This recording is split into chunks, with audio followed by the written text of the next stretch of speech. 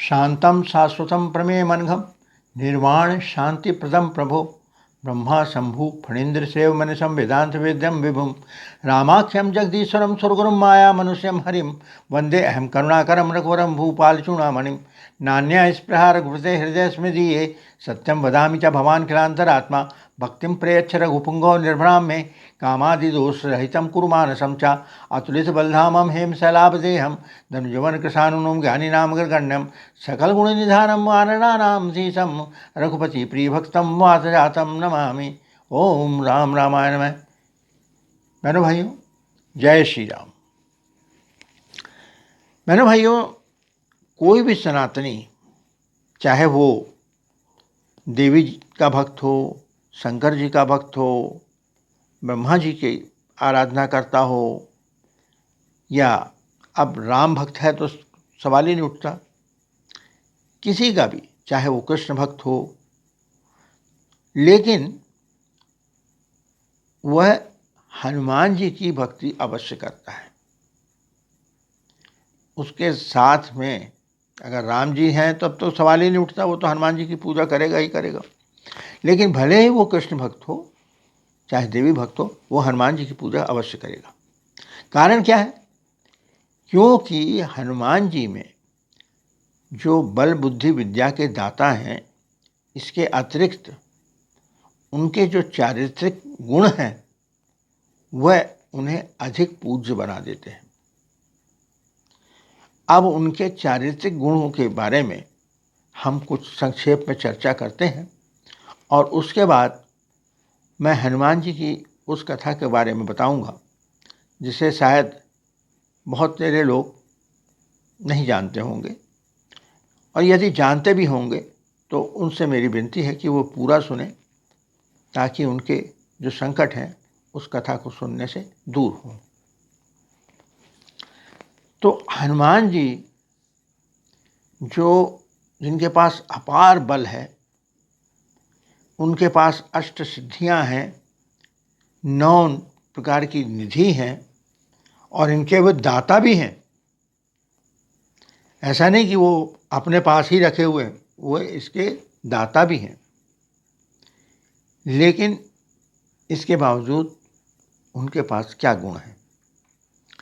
पहली बात तो, जब ये समुद्र के किनारे पहुँचे होते हैं सीता जी का पता लगाने के लिए, तब जामवंत जी के कहने पर ये आगे बढ़ते हैं, अन्यथा वो पहले चुप रहते हैं। जब अन्य लोग, जिसमें अंगद आदि हैं, वो अपनी क्षमता के जानते हुए मना कर देते हैं कि हम नहीं जा पाएंगे, तब जामवंत जी के कहने पर हनुमान जी आगे बढ़ते हैं। ये नहीं कि 4 लोगों के बीच में बैठ के नहीं मैं जाऊंगा और सबसे आगे आगे कूदने, जो कुछ लोगों की आदत होती है ना, आपने देखा होगा, तो वो उस तरह की हरकत नहीं। वो सामने पहले मौका देते हैं दूसरों को आगे बढ़ने का। इसके पश्चात जब वो जाते हैं तो वहाँ देखते हैं कि बड़ी भारी लंका है और उसके चारों तरफ राक्षस फैले हुए हैं। लंका में मैं पहली बार प्रवेश कर रहा हूँ, तो मुझे सोच समझ कर जाना चाहिए। पुर रखवारे देख बहु कपिमन कीन विचार, अति लघु रूप धरो निसी नगर करो पैसार। तो ये देखते हैं कि वहाँ पर बहुत सारे रखवाले हैं, महाकाय राक्षस बैठे हुए हैं, तो उनसे कैसे बच के मुझे अंदर प्रवेश करना है। ये नहीं कि वो विशाल रूप में भर के अंदर जाए और पूरे लंका में हल्ला हो जाए कि कोई बाहर से आया है और सब उनके पीछे पड़ जाएं। तो यहाँ वो अपनी इस बुद्धि का परिचय देते हैं। तो मशक समान रूप कबिधरी, लंके ही चलियो सुमरी नरहरी। मशक यानी मच्छर के रूप में वो अपना रूप धारण कर लेते हैं और अंदर प्रवेश करते हैं। अब देखिए यहाँ पर भी उनकी बुद्धि का एक नमूना कि वो जब अंदर प्रवेश करते हैं तो अपना रूप अत्यंत लघु यानी मच्छर की भांति बना लेते हैं ताकि कोई मुझको देख न सके। मैं चोरी छिपे जा रहे हैं, क्योंकि अगर धड़धड़ाते हुए जाते तो उनका काम नहीं हो पाता। लेकिन वहाँ जो लंकिनी नाम की राक्षसनी थी वो उनको देख लेती है। नाम लंकिनी एक निश्चरी, सो कहे चले ची मोहि निंदरी। जाने नहीं मर्म सठ मोरा, मोर आहार जहाँ लगी चोरा। कि जहाँ चोर हैं उनको मैं अंदर नहीं जाने देती। तो अब हनुमान जी उस पर एक मुष्टिक का प्रहार करते हैं। मगर देखिए यहाँ भी उन्होंने ध्यान रखा कि वो प्रहार ऐसा ना हो कि तत्काल लंकिनी के प्राण पखेरु उड़ जाएं। तो वो मार खा के नीचे गिरती है और फिर उठती है, और तब हनुमान जी को वो लंका के बारे में समाचार बताती है कि इस तरह से आप जाइए। पूरी जानकारी वो देती है। तो ये जानकारी जानने के लिए उन्होंने उस पर ऐसा प्रहार किया कि वो मरने ना पाए, और वो जानकारी लेने के बाद वो अंदर प्रवेश करते हैं। इसके पश्चात वो सब तरफ घूमते हुए जब सीता जी के पास पहुंचते हैं, तब सीता जी को वो ढाढ़स देते हैं। पहले तो अपना प्रभु का संदेश देते हैं, और रात में आए हैं तो संदेश देते हैं, और उसके बाद उनको ढाढ़स देते हैं कि माँ चिंता मत करिए। निश्चर निकर पतंग सम, रघुपति बाण कृषाणु। जननी हृदय धीर धरु, जरे निशाचर जानू। कि हे माता, आप बिल्कुल चिंता मत कीजिए, प्रभु श्री राम आएंगे और ये निशाचरों को मार कर हम वानरों के साथ सेना लेकर आ रहे हैं प्रभु श्री राम, और निश्चित रूप से इन राक्षसों को हमारी सेना और प्रभु श्री राम संहार करेंगे और आपको ससम्मान ले जाएंगे।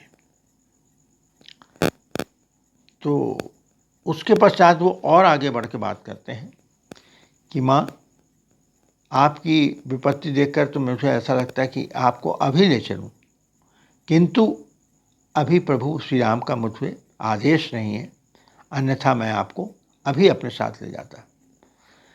तो हनुमान जी को छोटे से बंदर के रूप में देखा है सीता जी ने। वो कहती हैं कि ये बंदर छोटा सा है और बातें देखो बड़ी बड़ी कर रहा है, बातें बड़ी बड़ी कर रहा है कि भाई मैं आपको अभी ले जाऊंगा। तो वो अपनी शंका जाहिर भी करती हैं कि भाई तुम छोटे से हो, कैसे तुम लोग यहाँ जीत पाओगे, प्रभु श्री राम के साथ में आओगे तो ये राक्षस तो महाबलशाली हैं। तब देखिए हनुमान जी क्या कहते हैं, सुनु माता शाखा मृग, नहीं बल बुद्धि विशाल। प्रभु प्रताप ते गरुड़ही, खाई परम लघु ब्याल। वो कहते हैं कि माता, हम लोग तो शाखा मृग हैं। शाखा मृग यानी शाखा यानी डाल, मृग यानी हिरण। तो डालों पर दौड़ने वाले हिरण हैं। हमें कहाँ बल और हमें कहाँ बुद्धि, हमें ना तो बल है ना बुद्धि। लेकिन प्रभु प्रताप से, प्रभु का प्रताप ये होता है कि एक गरुड़ को, जो कि सांपों को खाता है, सांपों का दुष्ट शत्रु होता है, सांप उसके सामने क्षुद्र है, तो उस गरुड़ को एक छोटा सा सांप भी खा सकता है, उस गरुड़ को खा सकता है सांप। क्यों? यदि प्रभु का प्रताप है। तो ये प्रभु का प्रताप है, इसमें मेरा या हमारे वानरों का कोई उसमें भूमिका नहीं है। यहाँ उन्होंने अपने आप को बहुत छोटा बताया और उन्होंने अपने आप को एक विशालकाय रूप में माता को अपना विशालकाय रूप दिखलाया। तब माता जी को, सीता माता को संतोष हुआ। तब उनने कहा कि जाओ तुम अब फल फूल खाओ, क्योंकि जब उनने उनकी बुद्धि देख ली, बल देख लिया, तो उनको उन पर भरोसा हुआ। अब यही हनुमान जी जब लंका में आग लगाकर कहाँ पहुँचते हैं? प्रभु श्री राम के पास। यहाँ मैं एक बात और बताना चाहूँगा जो थोड़ा सा हनुमान जी से हटकर है, कि जब सीता जी बैठी रहती हैं और चिंता में, राक्षसियाँ उनको डराती रहती हैं, तब त्रिजटा नाम की राक्षसी उन राक्षसियों को बोलती है कि मैंने सुबह सुबह एक स्वप्न देखी थी कि एक वानर आएगा और यहाँ पर आग लगाएगा।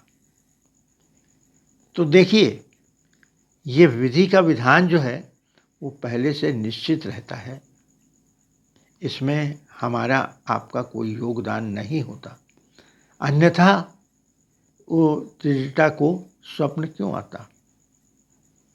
हाँ, तो अब वो हनुमान जी पहुँचते हैं कहाँ? रामचंद्र जी के पास वापस, और वो माता की निशानी उनको देते हैं। तो प्रभु अत्यंत खुश होकर कहते हैं कि प्रति उपकार करऊं का तोरा, सन्मुख होत न सकत मन मोरा। कि मैं तेरा प्रत्युपकार क्या करूं? ये सुनकर हनुमान जी उनके चरणों पर लोटपोट हो जाते हैं और त्राहि त्राहि करते हैं। तब हनुमान जी से वो पूछते हैं कि भाई कैसे हुआ, क्या हुआ, मेरे को वहाँ का हालचाल बताओ, कैसे तुमने आग लगाई, क्या हुआ। तब हनुमान जी बड़े सकुचाते हुए हनुमान जी से बात करते हैं। मैं हनुमान जी रामचंद्र जी को बताते हैं कि भाई इस तरह से मैंने वहाँ पर, लेकिन प्रभु सो सब तब प्रताप रघुराई, नाथ न कछु मोरी प्रभुताई। कि मेरी इसमें कोई प्रभुता नहीं है प्रभु, ये सब आपकी प्रभुता है। और फिर उसके बाद वो फिर कहते हैं, ता कहूँ कछु अगम नहीं, जा पर तुम अनुकूल, तब प्रभावन बनवान लरही, जारी सकई खल तूल। अर्थात जिन पर प्रभु आपकी कृपा होती है उसके लिए कोई भी काम अगम्य नहीं है, असंभव नहीं है। क्यों कि एक छोटी सी रुई, अब आप देखिए रुई इतनी सी रहती है, अगर आप उसको आग लगाएंगे तो कितनी क्षण भर में जल के ख़त्म हो जाती है। तो वो छोटी सी रुई भी बनवानल पैदा कर सकती है। बनवानल का मतलब जंगल में आग लगाना, जंगल में आग लगा सकती है वो छोटी सी रुई। तो यहाँ भी वो श्रेय अपने ऊपर नहीं लेते। यही सबसे बड़ी हनुमान जी का गुण है कि निरभिमान, कोई अभिमान नहीं उनको। इतना बल है, इतनी बुद्धि है, इतनी विद्या है, और इतनी चतुराई से, कूटनीतिक रूप से, एक सच्चे कूटनीतिक रूप से वो लंका गए। उन्होंने वहाँ काम किया, वहाँ पर उनको डरा भी दिया लोगों को, और वापस समाचार भी लेकर आ गए। सीता माता को ढाढ़स भी दे दिया, और रावण और वहाँ की जनता यानी राक्षसों को भयभीत भी कर दिया कि भाई एक छोटा सा वानर आया और उसने ये तबाही मचा कर चला गया। तो ये एक सही कूटनीतिज्ञ का भी काम हनुमान जी ने बहुत भली भांति किया। यह भी उनका एक गुण है जिस पर लोगों की दृष्टि बहुत कम जाती है। तो अब आप आइए उनकी कथा पर। क्या हुआ कि त्रेता युग तो समाप्त हो गया था और हनुमान जी को सीता माता ने भी आशीर्वाद दिया था, प्रभु श्री राम ने भी आशीर्वाद दिया था कि अजर अमर हो। अजर यानी कभी बूढ़े नहीं हो, अमर यानी जो कभी मरे ना। तो त्रेता युग समाप्त हो जाता है।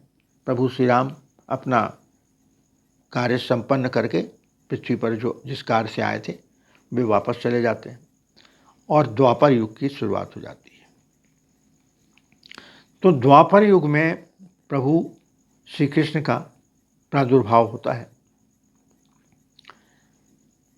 अब जब श्री कृष्ण पूरी तरह से अपने कार्यों से निवृत्त हो चुके होते हैं, तो एक दिन वो द्वारका में बैठे रहते हैं अपनी पत्नी रुक्मिणी के साथ। उनकी पत्नी रुक्मिणी बहुत सुंदर थी, बहुत ही सुंदर थी। तो रुक्मिणी को थोड़ा सा अहंकार हो जाता है अपनी सुंदरता पे। तो वो कहती हैं कि भाई आप बताइए, क्या मैं सीता जी से सुंदर नहीं हूँ?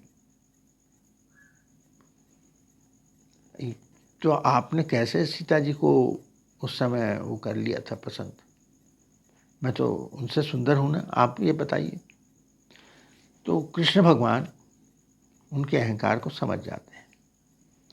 तो बोले ऐसा करो, मैं क्या बता सकता हूँ तुमको? अब इसके बारे में तो वही बता सकता है जो जो उस समय वहाँ पर उसने सीता जी को देखा हो, वही वर्णन कर सकता है तुमको देखकर। मैं तो तुम्हारा पति हूँ, मैं तो तुमको बोलूँगा कि हाँ हाँ तुम बहुत सुंदर हो। कोई दूसरा कैसे सुंदर हो सकता है तुम्हारे सामने? तो ऐसा करते हैं, एक व्यक्ति है जो उस युग में भी था और आज भी है।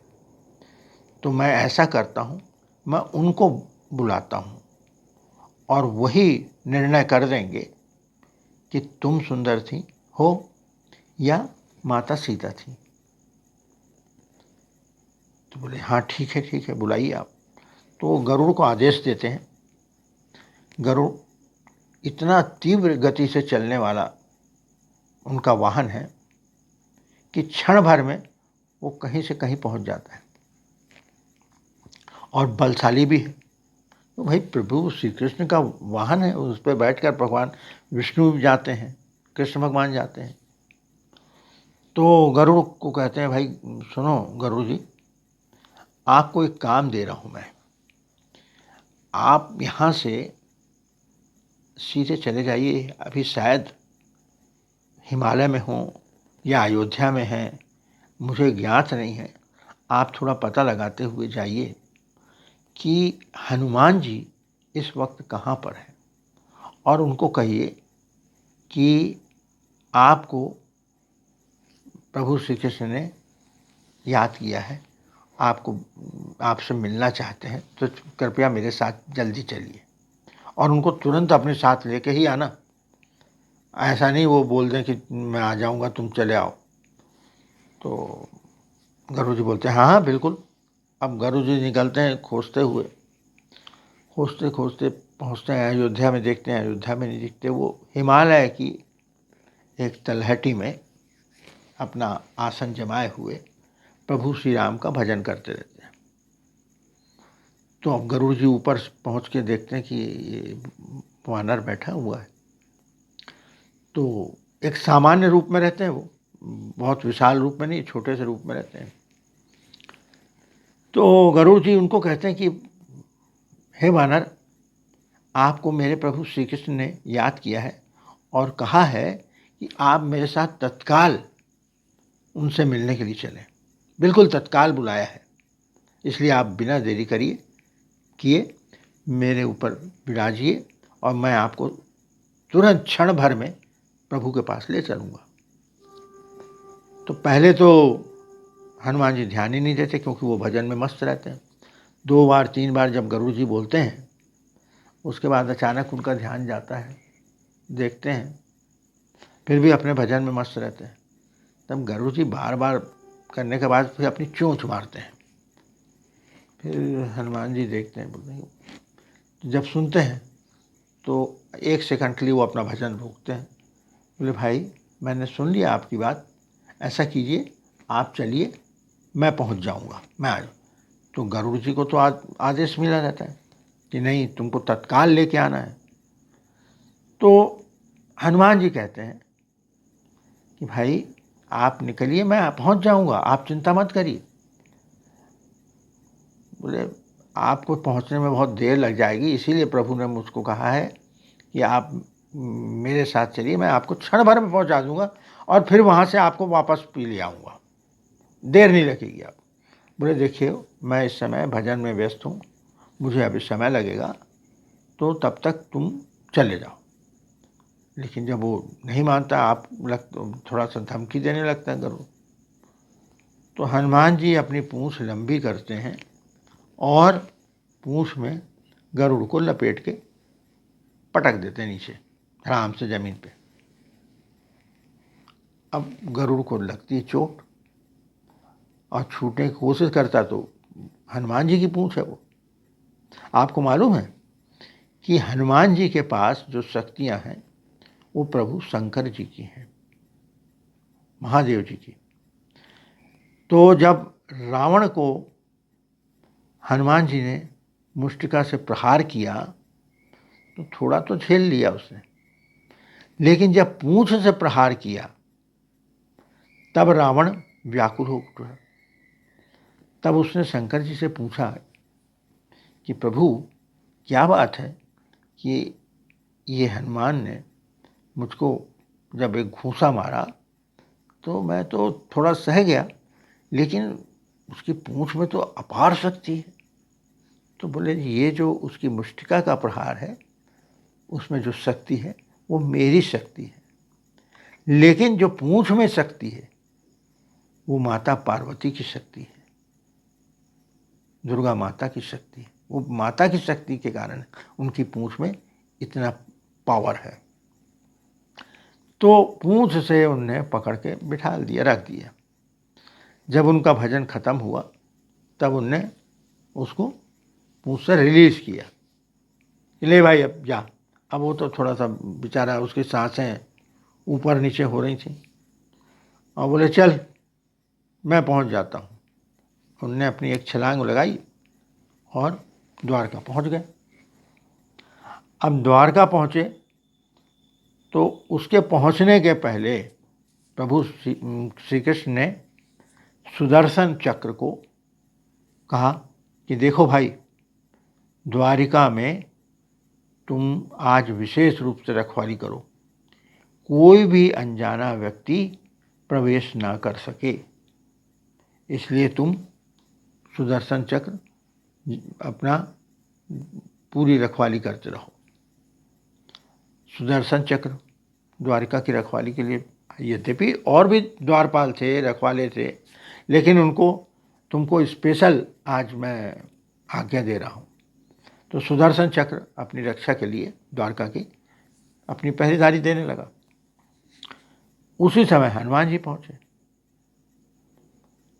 अब उनके सामने सुदर्शन चक्र भी क्या, जो सुदर्शन चक्र किसी से नहीं शांत होता,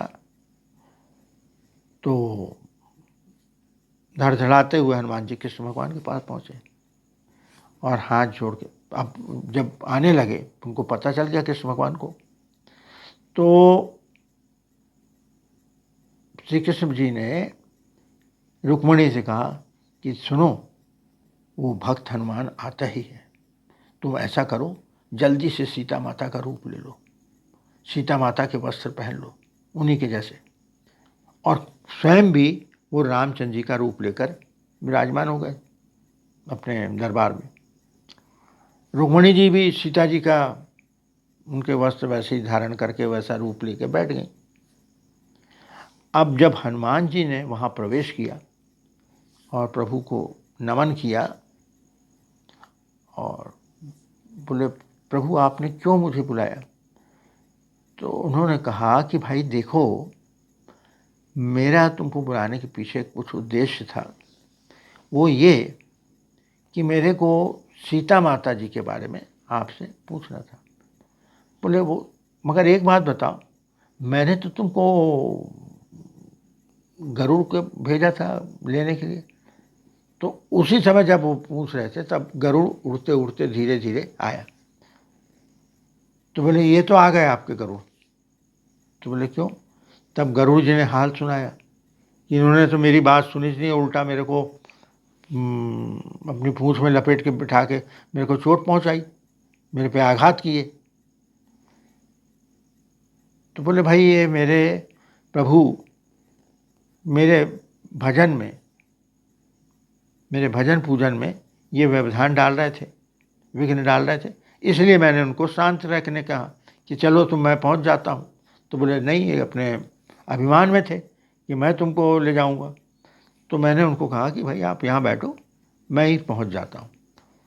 तो गरुड़ जी की हालत देख के तो समझ गए, श्री कृष्ण भगवान हंस दिए। वो बोले मगर तुमने एक बात बताओ कि मेरे पहरेदार लोगों ने तुमको नहीं देखा? तो बोले नहीं, एक चक्र घूम रहा था, ऐसा करके उन्होंने मुंह से निकाला, ये उसको मैंने मुंह में रख लिया। तो सुदर्शन चक्र को हनुमान जी ने अपने मुंह में रख लिया था। बोले ये चक्र घूम रहा था महाराज, तो इसको मैंने यहाँ रख लिया प्रभु, ये मेरे से अगर गलती हुई हो तो क्षमा कीजिए। मगर आपसे मैं एक प्रश्न पूछना चाहता हूँ प्रभु। बोले बोलो। बोले आपने अपने बाजू में ये किस दासी को बिठा लिया है? प्रभु आपने सीता माता को कहाँ कर दिया? सीता माता कहाँ है और आपके बगल में ये दासी क्यों बैठी हैं? रुक्मणी का अहंकार पानी पानी हो गया। सुदर्शन को अहंकार था, गरुड़ को अहंकार था, तो गरुड़ का अहंकार तोड़ दिए, सुदर्शन चक्र का अहंकार तोड़ दिए हनुमान जी ने, और साथ ही साथ माता सीता की जगह रुक्मणी का जो बैठी थी, उस रुक्मणी का अहंकार तोड़ दिया। तो इसको सुनने के बाद आप समझिए कि हमें क्या शिक्षा मिली कि जब हनुमान जी जैसे व्यक्ति, हनुमान जी जैसे देवता, हनुमान जी जैसे भगवान अहंकार नहीं करते, तो हम लोग तो क्षुद्र, अति क्षुद्र लोग हैं, मगर हम लोग छोटी छोटी बातों का अभिमान करते बैठे रहते हैं। और अपने इस अभिमान के तहत हम उस ब्रह्म से दूर होते चले जाते हैं, उस सत्य से दूर होते चले जाते हैं, जो कि हमें अभिमान रहित होने पर ही प्राप्त होता है।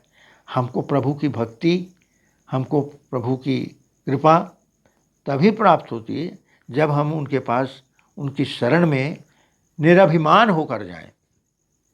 तो आज हनुमान जी की इस कथा को यहीं विराम देते हुए मैं आपसे एक विनती करता हूँ कि यदि आपको यह कथा और हनुमान जी का चरित्र पसंद आया हो तो इसे अवश्य लाइक करें। यदि आपने सब्सक्राइब नहीं किया हो तो सब्सक्राइब कर दें, और कमेंट में आप जय श्री राम, जय हनुमान लिखना बिल्कुल बिल्कुल ना भूलें। जय श्री राम, जय हनुमान लिखने के बाद आपको स्वयं अनुभव होगा कि इसका क्या फल आपको मिला है। जय श्री राम।